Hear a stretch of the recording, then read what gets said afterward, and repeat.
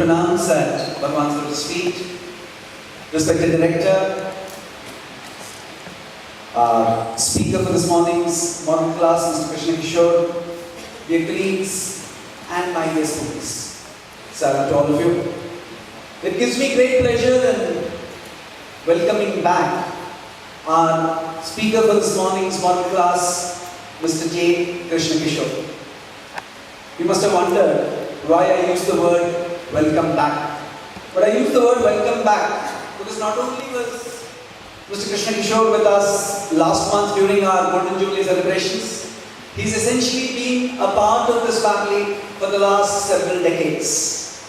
A student of Vrindavan, in fact my senior by a year, Krishna Kishore completed his BCom from here in the year 1983, went on to complete his CA course and then joined the Indian Revenue Service. An IRS officer of the 1990 batch, Krishna Kishore is currently CEO of the Andhra Pradesh Economic Development Board. This is a nodal agency created by the government of Andhra Pradesh to take care of the industrialization and economic development of the state of Andhra Pradesh. In fact, from being the CEO of the Andhra Pradesh Economic Development Board, Krishna Kishore is moving on as Principal Commissioner of Income Tax, a very prestigious post in the Central Board of Direct Taxes. He's had a distinguished career in the IRS. In fact, he started off his career in the IRS bagging the gold medal, the Finance Minister's gold medal called Best All-Round Performance at the hands of the then Finance Minister, Dr. Manmohan Singh, and thereafter has held several positions in different parts of the country. He has been Commissioner of Income Tax, Guntur, he's been Commissioner of Income Tax, Appeal, Vijayawada. He's held various positions both in the Central Board of Direct Taxes as well as the Government of Andhra Pradesh and the Union Government. He has been part of the offices of different ministers in the Union Government, and he has also represented both the Government of Andhra Pradesh as well as the Government of India in different fora, nationally as well as internationally. Well recognized and decorated for his efforts as an IRS officer, Krishna Kishore is also the author of a number of articles and books written over the last few decades. It's a pleasure to have him back again amidst us, and he's going to speak to us today on the topic Life Lessons Learned at the Institute. Over to Mr. Krishna Kishore.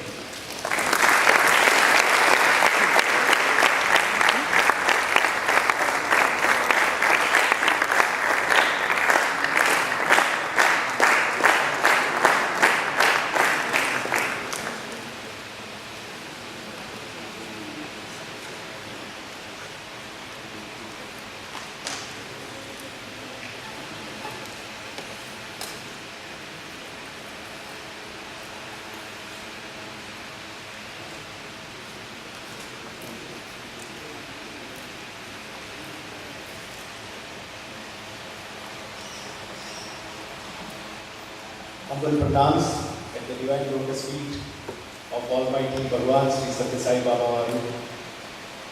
Respected Director of the Institute, Mr. Rangarajan, my brother Ruchir Desai, my brother Rajkumar Jain. I was also delighted to meet my brothers when I was studying here, Ravi Kumar, brother Nanda Gopal, and all others. Exactly a month back I was here in connection with the Golden Jubilee celebrations of inauguration of the Sri Sathya Sai, the then Art, Science and Commerce College at Vrindavan. All our former students were here, several hundreds of them with families. We had come, some of them, almost 30-40 years later into this beautiful campus. We have been coming to Vrindavan Parthi, but we never got the opportunity to enter the auditorium or the hostel. But believe me, it was a most blissful, happy occasion for all of us. I am indebted to Brother Rangarajan for inviting me today because I feel it's a great blessing from Swami that within a matter of just 1 month I had the great good fortune of being here. The journey of our family with Bhagwan goes back to more than 7 decades. My grandfather, Mr. Sambasivarao, used to be a district judge. My grandmother, Mrs. Sita Mahalakshmi, used to be a leading lawyer.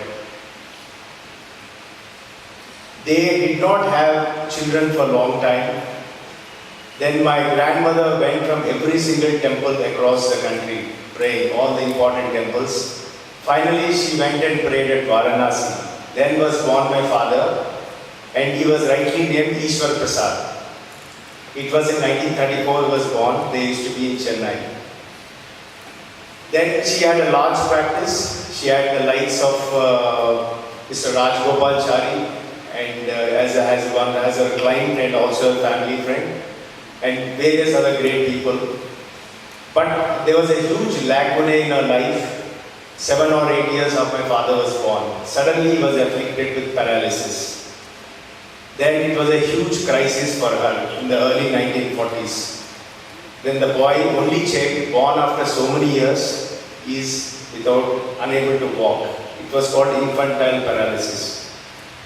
Then all the eminent people she knew started consoling her, saying that even some of the most eminent people who are incapacitated but they achieved a lot. They said, your son also can achieve a lot. Please, bear with it. But steadfast as she was as a devotee of God, she never gave up. She went on praying. And I'm telling you what I heard from her n number of times ever since I was a child.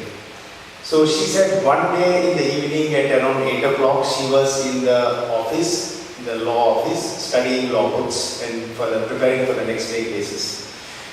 Then a lady in a white saree, a very beautiful lady, suddenly walked in. Then she said, Sita Mahalakshmi, Sita Mahalakshmi. Then that time my grandmother was a top lawyer. She felt little offended, somebody calling her with name, not even calling her Mrs. or Srimati. But she still looked at her. My father also was sitting in the office. He was reading some book or in the same, along with her.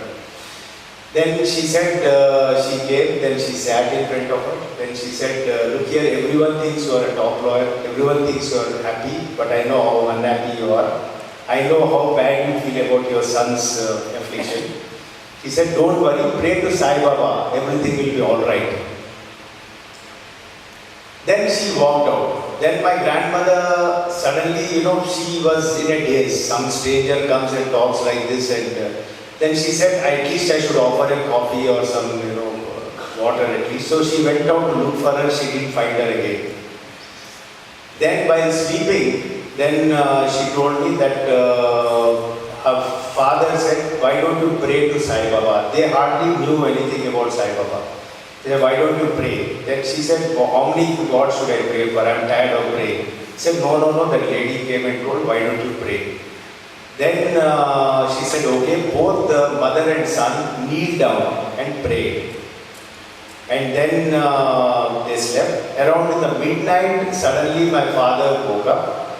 Then he said, mother, please wake up. She said, what happened? He said, I feel that there is a strange current passing in my feet. Then she said, don't be silly. He said, no, I feel very energetic. I feel like I can get up. Then she got hold of the hand. Then they woke up, they went and he walked for the first time in the midnight. Then he switched on the light and they used to stay in a place called Gandhinagar, and they walked in the middle of the night. For the first time he walked after he got paralysis, about 3 years or so. And that was a talk of the town. Everybody next day morning came to see how this boy could start walking. This is an amazing miracle. That's what brought us to Swami. Then after that, they started going to, there were few devotees and they started praying, but they never got to go to see Puttaparthi. Then a few years down the line, there's a gentleman called Hanumantrao. He used to be transport commissioner. He was a client of my grandmother. So there was a case next day of my grandmother for the Hanumantrao in the court. So my grandmother wanted to pick up some documents. So she called him, she said, I'm on the way to the court, I'll pick up from your house and I'll collect the documents needed for the case. So when she went to the house, I think somewhere near Nugambakam, then she found that about 50-60 people were gathered near the house. She asked, what is, why all of you are gathered? Then they said that there's a Baba who has come and we have come for. Then she did, because Hanumantrao never told her that Swami is coming. Then she never saw Swami actually. Though they prayed, but they did, because imagine that was in 1940s. Swami was just 20 years old. That you didn't have any technology to even carry forward his photographs. And you don't have that, kind of communication what you had today then. So it so happened the night before, my grandmother, when she slept, she had a dream. Then she was walking on a mountain. She said the whole mountain had a golden hue. It was shining like as if it was a golden mountain. Then when she went to the top, she saw a young lad and who was in his 20s, and he was doing some kind of tapas. Then there was a big halo over his hair and it was going everywhere. Then that was a dream she had. Then fine, she came to Hanumantrao's house. She went to the staircase to go upstairs. As she went, she saw Swami coming down, exactly the same person, who she saw in the night.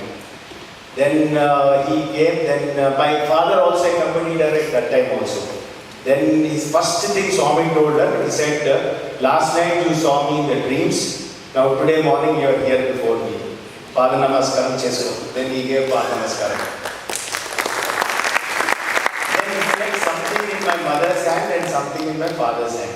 Okay, then my mother got flowers, my father got sweets.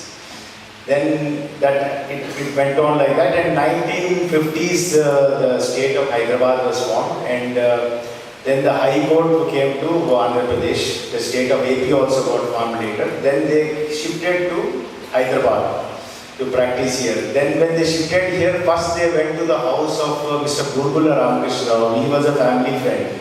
That time he was a staunch devotee of Swami, and I think at that time he was governor of UP or something. So he offered them to stay in their house first floor. Then Swami came to that house. Then my father, my mother, grandmother, grandfather and father were standing under the tree. Then Swami came close to them. Swami said, it took you so many years to come to me again. Then he said, that day I gave flowers to you and sweets to your son. Then my mother thought, father also got flowers for me too, like that. It's not that he gave from a box, it's like a created. Then father said, yes, I got sweets that day. Then that's where our romantic devotional journey with the Lord of the Universe started. And it was a beautiful experience over the decades. And we had several other experiences. My mother, for example, had been afflicted with cancer way back in 1993. And today it's 2019. So it's a long gap of nearly 26 years. She's still doing well. She had 4 cancer operations in between. Believe me, every time we had been praying to Swami, the rescue has been coming and she has been getting all right. And in between, the cancer remitted for several years. She had been perfectly good health for a number of years. Even last year she went to ventilator. Believe me, the doctor gave up hope. He said, I have no hope. She had a huge chest infection and she was 85 now. And we prayed to Swami. Believe me, miraculously she got all right. And today she's so, more than 1 year is over from the ventilator episode. She cooks food for all of us, and she's so active. This is the kind of wonderful experiences we have been having with Swami. Then coming back to me, in 1964 I was named by Swami. That's I treasure my name because Baba has given that name. Then throughout I was an average student, right up to my 10th class. I never saw something called a first class in my life. Only when I was in LKG or first class, UKG, that time first class I did well, that's what I believe. But afterwards I did badly in my academics. When I finished my 10th SSC, I just got 49%, believe me, 49. It's a hopeless marks. Then all my three brothers were studying here, Ravichandra, Venkateshwar Prasad and Nagendra Krishna. So naturally I also came here. My sister also is in Anandapur College. Then when I came here, we had a venerable, wonderful person called Professor Narendra, unforgettable human being. He was our principal. Then I met him. Then he said, no admission for you, 49 I cannot take you. I know your three brothers are here, but no. It was in May 1978. Then I went to Puttaparthi. I just sat. See, this is how Swami arranges. I sat there, then Swami came straight to me. Then he said, why are you here? Then I said, Swami, I didn't get admission. He said, don't worry, I'll inform the principal, you will get admission, you go. Then I came here again. By that time, by divine intervention, Mr. Narendra was ready to give admission. Then I wanted to become a doctor. So I said, sir, I want to take science. He said, nothing doing. He said, your percentage is so low, I cannot give you science, I'll only give you commerce. Commerce, that too, he said, I'll give you HECA, so history, economics. Then I took it. See, this is the training what Swami gives to all of us. Though all of us, some of us might have studied here the first time and come to, Swami's exposure. Many of us, like our family, many of our families have been decades together with Swami earlier. So we knew his principles. He says you take life as it comes. And take whatever comes, think it happens for your good. Take it as a challenge and as an opportunity and do your best in that field. So once he said commerce, then I thought it is Swami's will and I accepted it. I never felt disappointed, dejected. I never felt sad I didn't become a doctor. No. Immediately I thought this is Swami's plan for me, that I should become something in the commerce, some future profession in the commerce. Then I joined. Then right from the beginning, it was such a wonderful atmosphere. Morning we start our day at 4:30 or so with Suprabhatam. Then we come to the college, 9:30 we have bhajans. Then we have darshan of Swami. Swami is there in Vrindavan. Then whole day, beautiful atmosphere to study. Evening go back, again have darshan, again have bhajans. Swami's discourse is there, or some eminent speakers. All this atmosphere completely molded me. Because from a person who was 49% student, suddenly I saw life in a different perspective. Because Swami started talking about self-confidence. If there's one thing Swami teaches everybody, it is self-confidence. In fact, Swami says God is in everybody, you are God. What more you need to become self-confident in life? When you know the person there sitting in front of you is yourself in a different form, is there more you need to be confident? See, that is the kind of principles he gave us here. Fantastic self-confidence. For the first time, I felt I can achieve things in life. I never thought, and Swami always told at that point of time, past is past, forget the past. Future you are not sure of. The given moment is now. Do not delay in the path of right action. Where I am standing, exactly Swami stood in the same place and gave these very discourses in this beautiful hall. And time and again he went on telling. Then I realized that I should forget my past. I should not think of my 49%. I must work hard, I must study hard, and I must have a new future. So it changed my mental outlook. This also helped me a lot in the future. This teaching what I learned in Swami's institution has really helped me in the coming days. Then I started studying, and every day Swami used to come and tell all the students, study well, study well. And Swami said, I'll take you on to Kashmir. Of course, like Siddhi Baba, many times Swami doesn't mean what he says. There is something else hidden meaning. What he meant was, I give a much better life to all of you. Finally, he told this to hundreds, but he took only 18 people. I was not in the 18. But at the same time, what he meant was, you will have a life as beautiful, as lovely, like a paradise. If you study well, that will be your future. That is what he meant. So I somehow took it, that angle only. I knew Swami meant something else, like how he used to do when he was in the Siddhi Baba form. Then I started studying very hard. First time I got first class here in first PUC. Then second year again I got first class, second PUC also.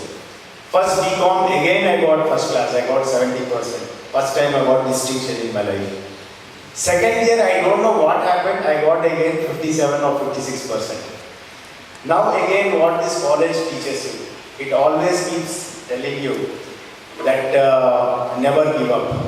Swami always talked about duty, discipline, determination, devotion. He always said never, never, never give up. That is what he used to say often. Then Swami used to say always, once you desire something, as long as it's a good desire, don't give up till you get it. He says either you should you should not give up. The person who's in front of you, whom you are asking to do, he should get tired and give it to you. It could be divine help, it could be any kind of help. But do not give up, keep fighting till you get what you want to get in life. So that is what Swami told number of times. So I kept that in mind again. These are life lessons which are there, because these are the things which give me a foundation for the future. Then what I did, I took a decision sometime in 1982, sometime in September or July, August, September, sometime to cancel my exam. I cancelled my second year result. So I was in third year that time. I read it the whole thing, entire exam I read it, all the subjects. And believe me, I ended up getting around 72-73%. Then again third year also I got 70+%. So this kind of values which were taught here itself we had good results. Forget the future. Fantastic results I got. Then when I studied here, it was very, very blissful experience. All our brothers here, Rajkumar, Jain and Ruchir, Ravikumar, all will testify to what I am saying in those wonderful days. That I was here from 78 to 83. And Swami used to be very, very, very free, jovial, very loving to all of us. And every one of us had some kind of service activity or others. So I used to be in something called B6. So the job of the guys in B6, there was a brother Vinod, Darira and others there. Our job was to kind of, Swami's handkerchiefs will come, we used to wash the handkerchiefs. Then Swami's chairs and all we used to preserve, where he used to come. Then every day Swami's food we used to take from hostel and give it there. And we used to make curds. I myself used to learn making, Vinod taught me, brother Vinod, to make curds, very thick curds. And Swami used to have 1 spoon of the curds. So that was our job was to take from here and hand it over to the boys who manned the Swami's bungalow, and so they would serve Swami. That was our job. Then it was, and when Swami used to come to the room and all his plates, glasses we used to keep with us, and then we used to arrange. Then after Swami has food, the prasadam we used to distribute to all. It was a very nice experience. He taught me the value of service. Service, working, that was at a young age, I realized that we need, every one of us have to do some service. And that service is a very privileged service because something to do with Swami. Then it was such a, all of you also would have experienced, some of you definitely yes.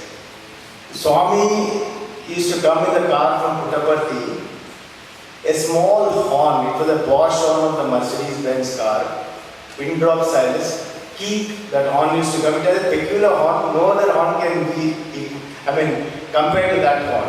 Moment that horn comes, believe me, hundreds of people will run, forget whatever they are doing and rush. By the time Swami's car comes to Portico, everybody will be there to do Aarti to Swami. It was, it's an amazing experience, and every day Swami used to have some kacheri or that. We used to have Ramkada, we used to have Rupak, Irok, Rupak Sharma, Rupak Shankoti, Irok, Shankoti, and all other brothers. Beautiful, unbelievable good songs they used to sing. Sai Kada they used to sing. And Swami every day used to speak, and he himself used to, play talam and all that. We had such a memorable, unbelievable experiences. Then I used to talk to many of us, very like a loving mother. And we never felt out of home. We never, not even one day I felt out of home here in this beautiful place. Even now, when we go back, and when we think all of us, the best part of our lives, anyone asks, I have no hesitation, 78, somebody says in my 55 years, tell me which is the best part of your life, I'll say 1978 to 83 when I studied here. Everyone who has studied had the same experience. Then, of course, I saw in Samarpan, Brother Mallikeshwaran and others talked about window darshan of Swami. He used to give, it's such a, you might have seen Mallikeshwaran's video on Samarpan. If you've not seen, please see it, it's very nice.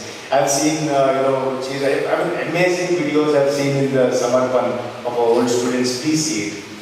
And we used to again, run from one window to another when Swami used to do from bedroom window used to do darshan, next he do from other window. Then Swami used to say horses, all of you are like race horses. And it was a most memorable experience in those 5 years. Then after I finished my BCom, then I took Swami's blessings. I went to do my CA. Imagine a person who got 49% went on to do chartered accountancy. It is not a joke. 49% in 10th class, you cannot be thinking of doing CA, which is a very, very tough exam. Believe me, when I did CA in 83 when I joined, the people who joined with me in 83 till today, they have not completed CA. There are quite a few of my own friends. I don't know, God knows how many of them are there like that. But then that is the determination this college gave me. That is the faith. Swami always says, faith and belief in yourself. Have faith, self-confidence and belief in yourself. As Swami Vivekananda said, faith in yourself. Faith in God. That is the secret of success. That is what I invite from this institution. Then when I went to do CA, 3 attempts I wrote. 3 attempts, first I stood every 6 months there was an exam. So first 3 attempts I failed. Every time it was a bugbear subject called costing. It never used to get into my head. 4th attempt I was doing. That means 18 months already finished. Then the 4th attempt again costing was the exam. Nothing was getting into my head. So I did, it was all the, it's a crazy subject. I used to feel it's the craziest subject at that time. So I didn't know what to do. Then I gave up and slept off. I thought I'll fail tomorrow also. Midnight I got, somehow I don't know why I woke up. Then I woke up and somebody gave me a calendar of Swami, pocket calendar. I don't know, I just opened the calendar and I saw below the calendar was, Swami like Krishna, giving Bhagavad Gita like that. He was, it's a Swami on a chariot in the calendar, the blessing, something like that. I mean, it was a very beautiful photograph. Then below that it was written, I am with you wherever you are, guarding you, guiding you, march on, have no fear, Baba. I cannot forget the wordings because when I saw that wordings, I felt it's magical. It was a transformative moment for me. Then I thought this is Swami's message to me. Swami is calling to me that I must not give up. Swami says never give up. I thought I should never give up. Then I sat then continuously. I thought this is Swami's calling to me. I started studying. From I think 1 o'clock in the morning till 6:30, 7 non-stop I studied, same costing. And 8:30 when I went for the exam also, I got the same things which I studied last night. Same things. And believe me, I passed. And every time the 4 subjects I was working costing. So intermediate CA that time, intermediate part 1, part 2, final part 1, part 2. So every time I used to pass in 3 subjects in part 1, fail in costing. Now I passed all the 4. That gave me tremendous determination. And believe me again, what this institute teaches you hard work. Hard work is extremely important. In Swami always used to say, Kaste funny. Swami, if he hated one thing, he hated laziness. He did not like anyone to waste time. He says time waste is life waste. Time is God, do not waste time. If he, Somaripodhu used to call, Dunnapodhu used to hate laziness. One thing he never tolerated is laziness. So that is one thing again was ingrained by this beautiful institution to me. So I started taking hard work as one of the most important values in my life. Believe me, how my CA used to be those days. I used to get up at 4:30 or 5 and there was a classes I used to attend 5:30 to around 6 to 7:30, 1.5 hours. I used to attend those classes, come back, 9 o'clock, go for the CA. There's something called, you have to go to the audit firm and to the various client firms and do the audit work. Till 5 o'clock we used to do. Then 5 o'clock, come home again, reach home by 5:30, just have a cup of tea, coffee, whatever it is. Again 6 to 8:30 classes again. So I used to go 8:30 and 9 o'clock I used to come and have dinner and sleep. That means from morning 5 to night 9 o'clock continuously I was working. That is the value, that how much is that? It's about almost 15-16 hours a day. That was the kind of hard work which was inculcated to me by Swami. And intermediate second part I finished in the first attempt. Final also I finished in first attempt. Both part 1, part 2. In the end, CA I finished in just about 4 years time. That time 3.5 years was the earliest you can do. I took 6 more months.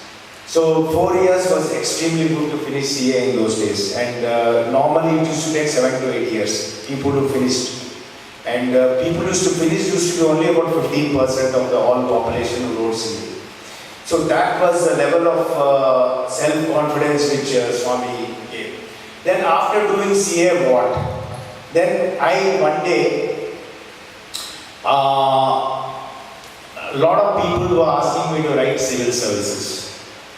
And there were family friends who were telling me, then my parents were ambivalent. My mother used to say, you should come up very well in life, please do something but come up very well in life. That is what I want you to do.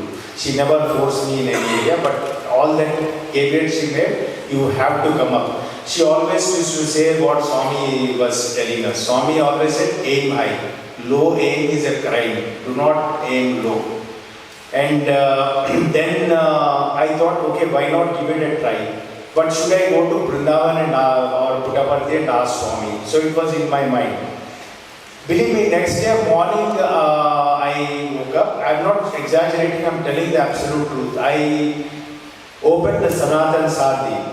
And then Swami's discourse was there. In the discourse Swami wrote, Swami said, I want, Swami said, some of you may be wanting to do CA, something like that. I don't want you to do that practice, get into IAS. He said, IAS and SAI are same, get into civil services. That was the sentence I read. Then I got the answer. Night I slept. I was praying, next day or I see the Sanatan Sarthi, I get the answer for Swami. Then I went to Puttaparthi, I took his blessings. Then I started preparing for civil services. There again, about 4 lakh people were writing the exam. 4 lakh people, most of them are people with extremely good backgrounds. They are people who have done IITs, IIMs, PhDs and everything. So how do you stand competition among all these people who are much superior to you in qualification? Then again, I remembered what Swami said. Swami always said that never forget that you are no different than others. Everyone is the same. So you are the same Atma in everybody. So you should never feel inferior to others. You should always have the sense of self-confidence and self-belief. I took that as a very important guidance. So I just didn't bother about competition in life. All of you will face competition when you go out. Don't think of competition. Just think of your own self and pray to Swami. Pray, take your blessings of your parents and go ahead. Don't bother at all about competition. That is one real advice I can give all of you after what I learned from this beautiful campus of Vrindavan. So I studied very hard. I never bothered at all. Then I ended up getting a fairly decent rank. Among 4 lakhs, I got around 280 or something. I ended up getting into Indian Revenue Service. Then, so a person who got 49% in 10th class, getting not only doing CA in 3.5 years, 4 years time, also got into civil services. And then I joined. Then what I always remembered, during my CA and civil services time is what Swami used to say here. Swami always said, Yat Bhavam Tat Bhavati. What he used to say, what you think you will become, what you feel you become. In fact, this is one of the powerful management principles called self-actualization. Visualization. You visualize to achieve something great, you will end up achieving it. So this has really helped me.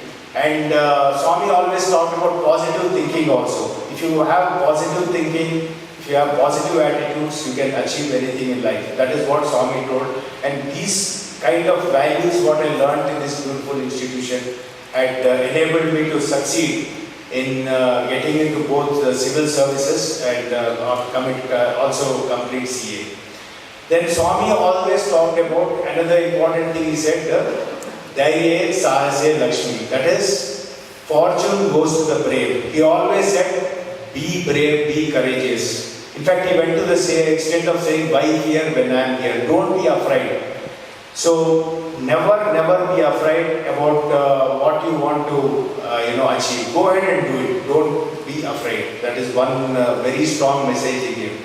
That powered me up always, because I had very challenging times and situations throughout my career, because I was income tax, I was assistant commissioner, deputy commissioner, then I was commissioner income tax. Very challenging roles I had. Throughout I was very successful because of this sense of self-confidence which Swami has given, sense of fearlessness. Then afterwards I went to join. In course of my career, I was private secretary, officer on special duty to 4 union ministers, different union ministers. Union Minister for Agriculture, Union Minister for Rural Development, Union Minister for Urban Development, Union Minister of Civil Aviation. All these were extremely challenging tasks. Every task I did extremely successfully, with lot of praise I got. Believe me, I don't want to boast, it is not correct on my part, but I will tell you a truth. In all my, now today about 28 and odd years in service, extremely good name. Throughout I am ranked outstanding, and throughout I have got extremely good, what I would say, review, not only from my bosses, but also from lot of praise throughout the public. But every time I got something like this, I used to silently thank Swami and my college here, because these are the principles which made me what I am today. All the wonderful things I am taught here, these are which, in fact, I just noted down some points, what I learned here. First, I already mentioned about hard work, gratitude, gratefulness, selflessness, service motive, humility. Humility is very important. Swami always, used to say, Vidya Dalati Vidyam, education confers humility, and humility leads to success and prosperity. This is true. I have seen very eminent people, even people like J.M. Rao, who have come up very well in life, very humble. I have seen people like John Chambers. John Chambers was head of Cisco and is one of the most reputed entrepreneurs in the US. And he also very humble. I have seen all the successful people, many of them are extremely humble people. Then these again the value I learned here. Patience, enormous patience I learned here. Perseverance. Then the values, of course, Swami taught Sathya, Dharma, Shanti, Prema, Ahimsa, love all, serve all, help ever, hurt never, Matru Devo Bhava, Pitru Devo Bhava, Acharya Devo Bhava, Atithi Devo Bhava. All these have had tremendous impact. Believe me, all these values we must remember every day of our lives.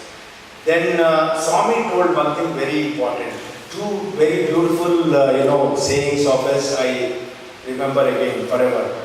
One is, life is a challenge, meet it. Life is a song, sing it. Life is a game, play it. Life is a dream, realize it.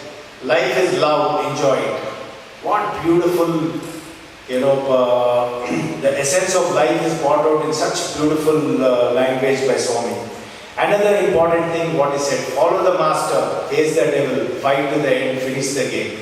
Believe me, it sounds very simple, but in day-to-day life, this is what you should keep in mind.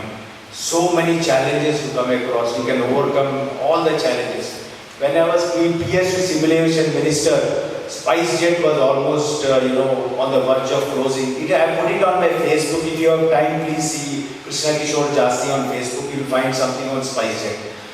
Single-handedly, I am not exaggerating, single-handedly I fought till it got revived. I was PS to Minister, so I was right at the helm of affairs. Entire civil aviation. I could convince everybody that today this airline can survive. and it's a whole story by itself. And finally, we ended up saving 25,000 jobs, which would have closed at direct and indirect had SpiceJet fallen. Single-handed, I just remembered what Swami said. Life is a challenge, meet it. Do not give up. So where there is a scope for doing something good, please do good. So I kept that as a challenge. I took it single-handedly, I've driven it till a stage came when everyone came on board, all of us worked together. Finally, the SpiceJet survived. Similarly, there was a time when the Vizag airport was devastated by Hurud cyclone. Then the chief minister told me, you go and handle it. I wanted to be opened in 7 days' time. It was completely, please Google Vizag airport, Hurud cyclone, you will find it's complete, it's like as if a big bomb had fallen on the airport. Now that kind of airport, it took 3 months in Bhubaneswar to restart. It took almost 3 months in Miami to restart after huge cyclones, hurricanes. We did it, again I was single-handedly, I sat there, I got the whole thing done in 1 week time. 1 week time we got the entire flight operations restarted. It would have taken 3 months and whole airport was also rebuilt within a short time. But 1 week we could restart the operations, what would have taken minimum 3 months to restart. We about 150 trucks of debris we removed from the tarmac and also inside the airport, just to start it. It's a massive exercise. Like this, all the chief ministers' foreign tours I used to handle. And we used to have, and all the meetings, delegations, I have handled more than 200 delegations. I represented India, I represented the government of Andhra Pradesh in a number of international forums. Everywhere it was a challenge. If you travel with chief ministers, it used to be 2 hours, 3 hours, 4 hours sleep. But I always just listen to Swami's bhajans in the morning. I got totally energized. Believe me, listen to me. All of you will be working hard in your life. Whenever you feel tired or whenever you feel sad or whenever you feel uncomfortable, just switch on their Swami's bhajans in apps also. Just listen to them. You get enormous energy. You forget, today Brother Narari was telling you get de-stressed. I'm telling you, I did the most stressful jobs, but I never had stress. And I was successful because of listening to Swami's bhajans and because of the principles what I got from this beautiful college. Then, apart from this, there were a number of other instances where as a family, as a government servant, as an individual, I found huge amount of challenges, huge amount of problems. But every time I could overcome them again because of the beautiful message of hard work, self-confidence, faith, belief in yourself, and all other teachings which Swami has given us.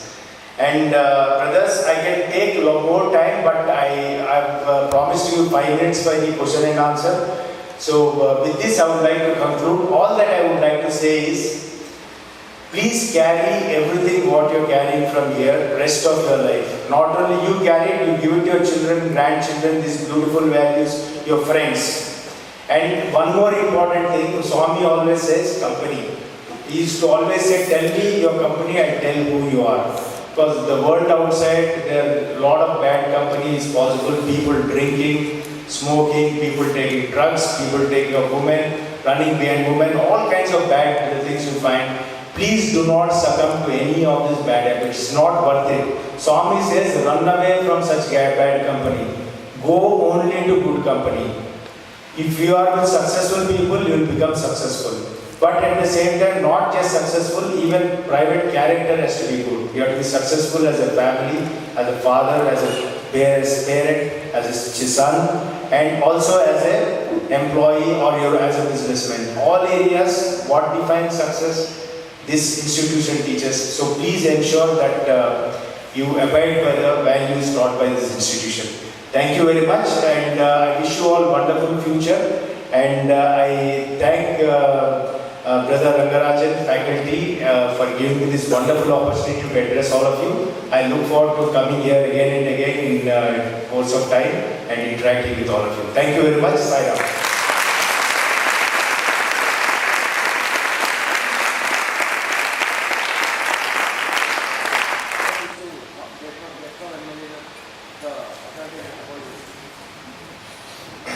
See, there would be definitely pressure from politicians and from various citizens for various works.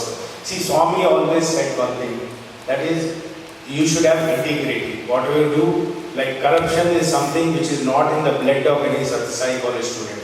It is, I don't think there is any Swami college student who will ever think of corruption. Integrity is of fundamental value. So keep that in mind. So what if there is something you can do as per law, as per rules, tell them. If you cannot do, again Swami gave the solution. You may not oblige always, but speak obligingly. Tell in a loving manner why you cannot do, they'll understand. So that is the way you have to handle. You have to talk to them in a very polite, nice way and tell them this is the reason I cannot do. But at the same time, do not compromise on integrity.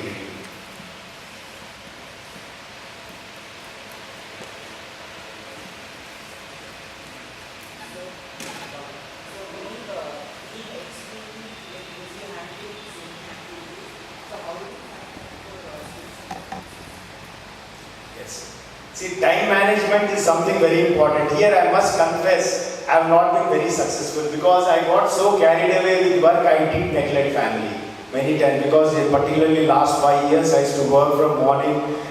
You won't believe, 4:30 I get up, 6:30 flight I take. Let's say go to Delhi, have a meeting till 8:39 in the evening at 10, 12 meetings. Land at 12:30 in the morning again in home, 12:30 midnight, and again go to office early in the morning. So I worked like, last 5 years I worked very hard, extremely hard. I forgot family to be, I did a mistake, I agree. But at the same time, by and large, we need to have time management because now that is one correction I want to do in my future. We need to find time for family, for children, that's very important. So I had a wonderful wife who takes care of the children. She in a way sacrificed a lot for me. She took, she ensured nothing went wrong. But at the same time, we should have a more balanced approach in life. We should try and we have to condense our work in such a way that we have enough time for family also. Oh, time for spiritual practice, yes. See, in home what I do, as soon as because today technology has a lot of good points also. See, whenever morning as soon as I get up, I put Prabhat. After that, I put Vishnu Sahasranamam. I may not be sitting there, I may go to yoga or something, but it keeps playing. But I put some, Gayatri mantra. Then, whenever I am doing work also, I try to listen to Swami's bhajans or something nice. So, spirituality should be a part of your daily work. That way you de-stress. When you're working also, put some nice, on a computer you can put it at a low volume and continue working. You can put some bhajans or spiritual music or just music. Because it's very important not to have stress. The best way to not have stress is spirituality. If you have stress, is the root cause of all diseases. Fortunately, I don't have any disease worse than him because of spirituality, which helps me keep stress away.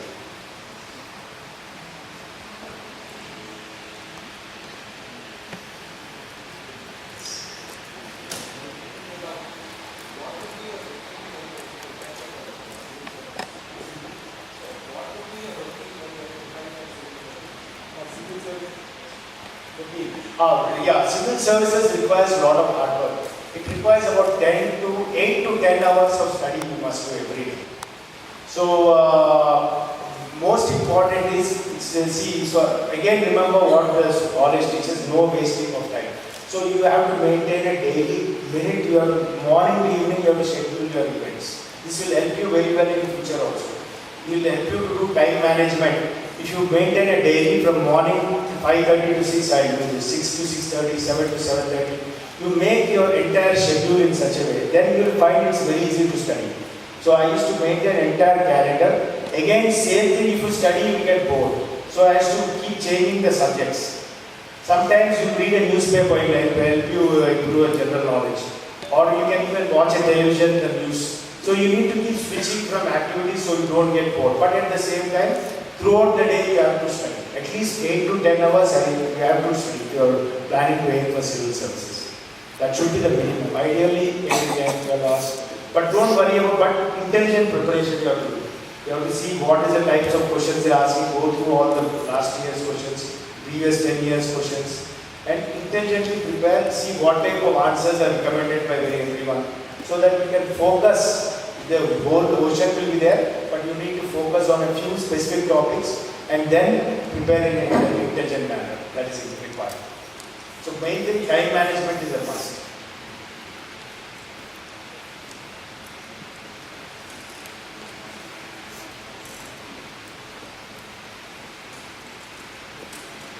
So brothers, thank you very much for this wonderful opportunity. You are all very luckiest human beings on earth studying in this wonderful college. I pray to Swami that all of you have the most wonderful future. Thank you very much.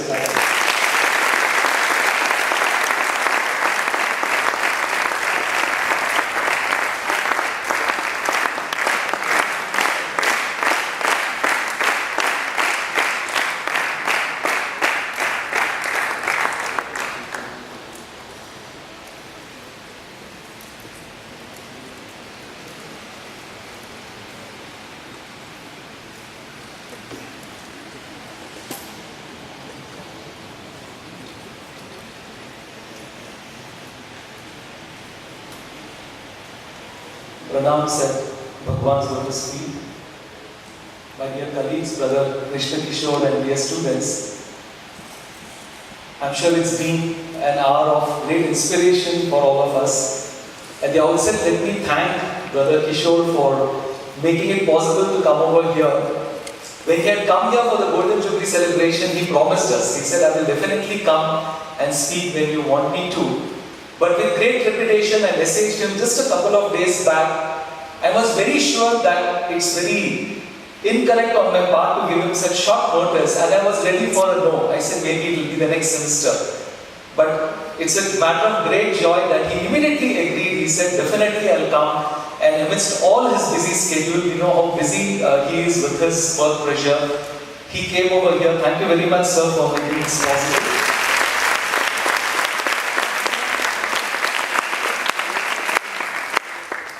There are two things which you can actually witness when you see Brother Kishore. He mentioned a number of values and virtues which we need to pick up from this institution. But two things stand out. One is education confers humility.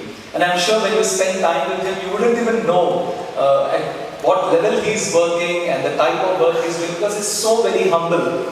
And the other one is he's always got a smile on his face. Honestly, with the type of work pressure he has, I really wonder how he's able to remain so calm. But that's what he was saying, that if we really imbibe what we are taught in this place, we will be able to maintain that balance of mind. Brother Kishore took us very well through his entire life story in a very chronological way, starting from his very illustrious grandparents, parents, and in his whole life, how he came to Bhagwan, how he completed his PUC and BCom here, how he went on to do his CA and his civil services, and the work he is into now. It's a source of great inspiration. I request all of you to keep this in your mind and let this serve as a matter of enthusiasm for all of us to do well. When a farmer grows crop, even when he plants a coconut tree in the field, waits for a couple of years, and then when the first harvest comes, he feels so happy to harvest the fruit. I'm sure even Bhagwan must be so happy that brothers like Krishna Kishore have come out of the portals of this wonderful institution. And not just Swami, as a community, all of us are so proud that one of us has really reached this level and he has been doing so successful in all spheres of his life. I pray to Bhagwan that he showers the same grace on all of us here, so that we may do well in our own lives and be befitting instruments in his mission. Sai Ram sir, thank you very much.